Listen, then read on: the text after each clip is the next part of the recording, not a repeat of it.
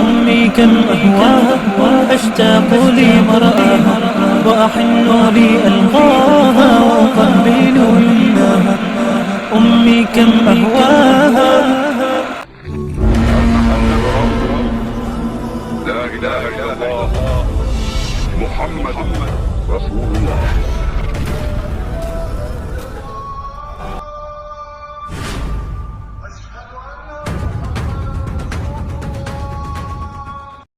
Pertama begini, saya akan sampaikan jin yang kemudian berubah menjadi iblis. Ketika disebut dengan iblis, dia belum menggoda manusia, Pak. Dia belum menggoda manusia. Di iblis asalnya dari jin. Quran surah ke-18 ayat 50. Ini pertanyaan yang kemarin kajian Tazkiyatun Nafas ingin ditanyakan. Kata Allah, "Kana minal jinni fafasaqa an amri rabbih." Ya, iblis itu asalnya termasuk kalangan jin yang sangat taat, kemudian berulah, ya, menyimpang dari perintah Allah. Maaf, saya mumpung ingat ini ya. Kalau satu hari di akhirat sama dengan berapa lama di dunia? 1000 tahun. Tahu dari mana?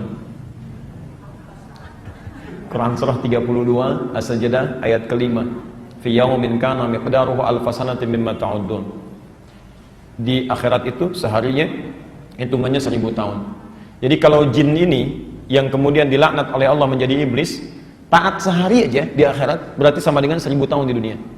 Ya, di Anda bayangkan, kemudian dia sombong kan? Di Quran surah 7 ayat ke-12, kenapa tidak mau sujud kepada Adam? Kata iblis, ana khairum minhu, saya lebih hebat dibandingkan dia. Anda bayangkan, ada makhluk taat 1000 tahun dalam ukuran dunia, misal, sombong dilaknat oleh Allah. Maka bagaimana dengan makhluk bernama manusia yang belum tentu 1000 tahun usianya, kemudian sombong? Apa yang didapatkan? Nah, pertanyaan Bapak tadi, kenapa saat kita diminta waspada dari godaan setan, kalimatnya dikembalikan kepada jin dan juga manusia. Saya tadi sampaikan, kalau disebut dengan iblis, dia belum menggoda. Saat menggoda, disebut dengan setan. Disebut dengan setan. Di setan itu sifat. Saya ulang, sifat, ya bukan makhluk, seperti kami jelaskan kemarin. Nah, sifat setan ketika menggoda, hati-hati, dia bisa masuk ke dalam apapun, dalam wujud manapun. Bisa dalam hal yang tersembunyi, tak nampak dalam pandangan kita, atau pada sesuatu yang nampak. Sesuatu yang tersembunyi dalam bahasa Arab, apapun namanya, keadaannya disebut dengan al-jin.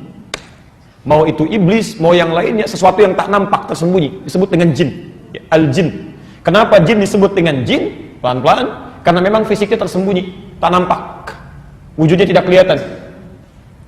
Jin.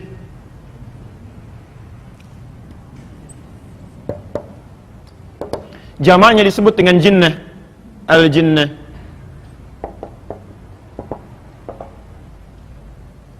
Sesuatu yang nampak, kelihatan, disebut dengan ins, al-ins.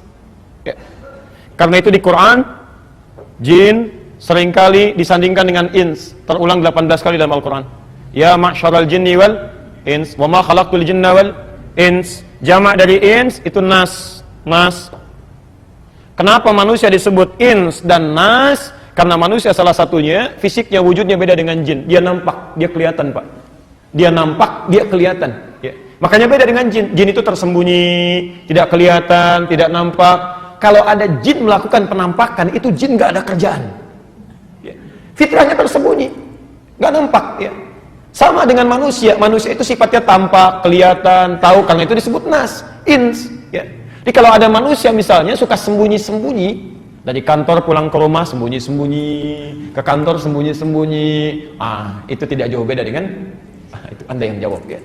Bahkan yang jadi masalah adalah manusia yang mencari-cari penampakan jin. Itu jauh dari fitrah, jauh dari fitrah. Nah, jadi ketika disebutkan jin, Pak, jinnah jamaknya itu maksudnya mencakup segala hal yang tidak nampak. Iblis kah atau jin kah atau yang lainnya.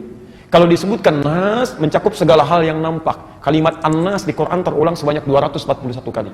Ya. Bisa menunjuk pada manusia, itu sering diartikannya. Bisa pada benda-benda. Al-Baqarah ayat 168. Ya. Setan itu kalau ingin menggoda, itu Masya Allah punya rencana yang sangat komplit. Rencana yang teratur, tertata dengan rapi, strategis, ya, itu disebut dengan khutbah. Khutbah. Ya. Di dunia militer kalau ada khutbah itu artinya planning yang jelas. Ya. Ada planning A, planning B, planning C dan sebagainya. Khutbah. Ya. Anda kalau mau bikin tesis, disertasi di Timur Tengah, bikin kerangka penulisan namanya khutbah. Khutbatul bahth. Ya. Di situ kerangkanya. Kalau dijamakkan menjadi khutuwat. Nah, setan saat menggoda kita manusia, itu kalimatnya di Quran tidak menggunakan khutbah, tapi jamak khutuwat. Wala tattabi'u khutuwatis syaitan. Jangan ikuti trik-trik langkah-langkah setan yang punya rencana yang sangat banyak. Di antaranya apa? Nah, ini yang mau saya maksudkan. Perhatikan betul di sini. Bapak Ibu sekalian, sifat setan ketika menggoda kita pertama kali itu masuk lewat diri kita. Tidak nampak langsung, tidak kelihatan. Nah, tadi dalam bahasa Arab yang tidak kelihatan disebut apa? Jin. Coba lihat Bapak, pertama kali saat akan sholat mendengar suara adzan berkumandangkan biasa aja kan? Cepat sholat, siap-siap. Begitu adzan selesai, di hati bisa berkata, tenang, baru adzan. Belum komat, pernah begitu? Ah, itu, nggak kelihatan. Begitu Anda sedang mau bergerak, bisa melawan itu, maka dia hadirkan pada yang nampak. Bisa lewat manusia. Kemana? Ke masjid, tenang aja, masih lama. Yuk makan dulu sini. Ya. Bisa begitu. Kalau manusia sudah nggak sanggup lewat benda. Ibu sedang di mall misalnya, ya. Terdengar adzan di lantai bawah ada masjid. Allahu Akbar, Allahu Akbar. Ibu belanja dulu apa sholat dulu? Benda, ya. Ibu bisa katakan, sholat dulu Ustaz. Belum tentu. Ketika bendanya sudah disisipi kalimat-kalimat yang mengalir hal tertentu sebagai godaan, diskonnya naik 95%, 95%. Plus barangnya yang sedang ibu cari. Pilih mana? Sholat dulu atau belanja dulu? Gak mudah. Bisa datang lewat TV, Anda sudah siap-siap, berjuang Pak, bayangkan Bu ya, berjuang untuk tahajud,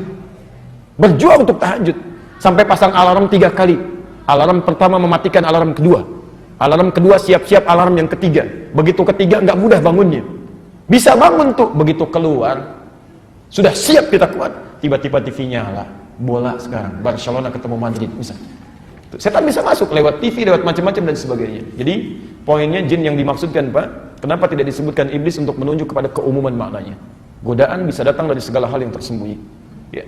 Yang kedua yang nas, yang tampak tidak harus langsung kepada wujud iblisnya, bahkan bisa di sekitaran kita. Bisa dari orang, bisa dari benda dan sebagainya. Sekira itu.